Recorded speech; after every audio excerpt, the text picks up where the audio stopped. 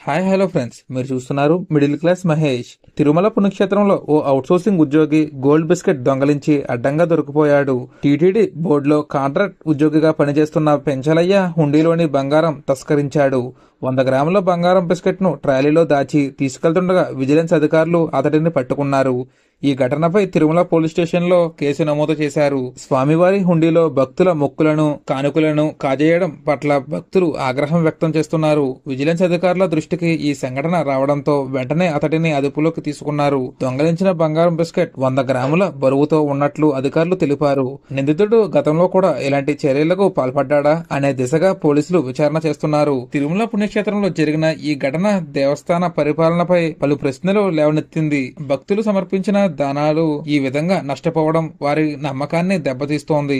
ఆలయ పరిరక్షణలో మరింత జాగ్రత్తలు తీసుకోవాలని విజిలెన్స్ అధికారులు దృష్టి సారిస్తున్నారు.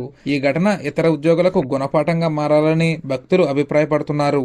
ఇటువంటి సంఘటనలు భవిష్యత్ తరాలకు తీవ్ర నష్టాన్ని కలిగిస్తున్నాయని చంద్రబాబు ఆగ్రహం వ్యక్తం చేశారు. ఇప్పుడే మన ఛానల్ ని సబ్స్క్రైబ్ చేసుకోండి. Thank you friends.